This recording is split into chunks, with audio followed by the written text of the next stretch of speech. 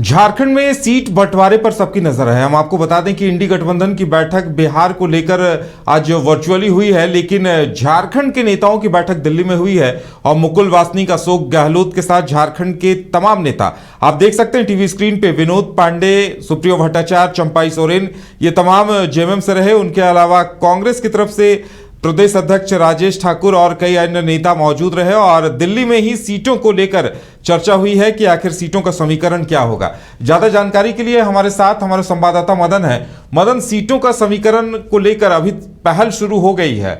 JMM और कांग्रेस दोनों ही अपने अपने दावे कर रहे हैं और दिल्ली में कांग्रेस के आला नेताओं की मौजूदगी में एक सहमति बनाने की कोशिश हुई है। यह कवायद कहां तक कामयाब होती दिखाई दे रही है? देखिए, एक राउंड की बातचीत अगर पहले की कहें तो जब सुप्रियो भट्टाचार्य गए थे दिल्ली पिछली बार, तब वो कह रहे थे कि इतना आसान नहीं है सीट का फार्मूला जो है तय करना। लेकिन अब इस बार जब कई नेता साथ गए हैं, चंपई सोरेन हो, चाहे सुदीप सोनू हो, या फिर विनोद पांडे हो, या फिर सुप्रियो भट्टाचार्य हो, जेएमएम के जो कई दिग्गज नेता हैं वो दिल्ली गए हैं खुद। और कांग्रेस की तरफ से जो संसदीय कार्य मंत्री हैं, विधायक दल के नेता हैं आलमगीर आलम, प्रदेश अध्यक्ष राजेश ठाकुर और कांग्रेस के जो वरिष्ठ नेता हैं वो मौजूद रहे। तो सीट वाइज एक तरह से कहें तो चर्चा जो है हुई है।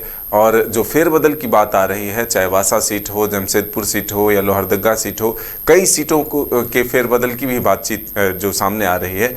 ऐसे में अपनी अपनी स्थिति को वहां पर रखा गया कि कौन कितना मजबूत है और किस आधार पर वहां चुनाव लड़ा जाए ताकि उस सीट को जीता जा सके।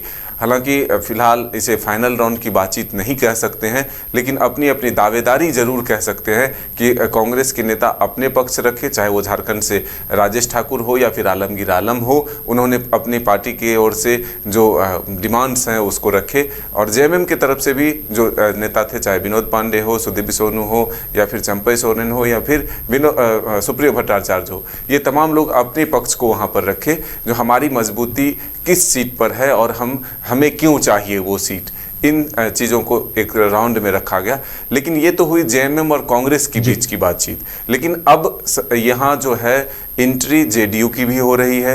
एक लंबे समय के बाद जेडीयू के जो राष्ट्रीय अध्यक्ष बने हैं फिर से नीतीश कुमार, वो झारखंड दौरे पर आ रहे हैं लोकसभा चुनाव से पहले। और माना यह जा रहा है कि कम से कम एक सीट का डिमांड जो है जेडीयू की तरफ से भी किया जाएगा।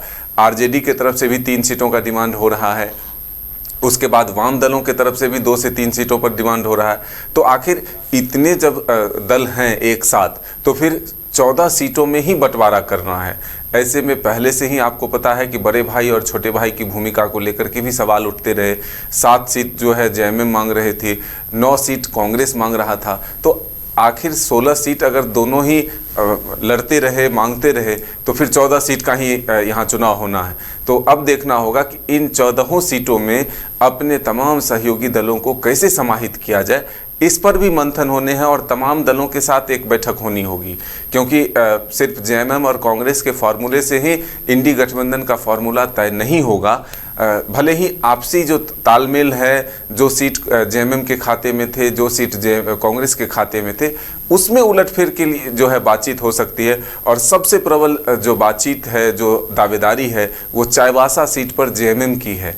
पिछले कुछ दिनों से आप देख रहे होंगे कि जेएमएम के नेता मुखर होकर के चाईबासा सीट को लेकर के सामने आए और कहा कि ये सीट जो है हम लोगों के खाते में आना चाहिए, क्योंकि अधिक से अधिक विधायक जो हैं वो जेएमएम के हैं। तो गीता कोरा की नाराज़गी भी देखने को मिली।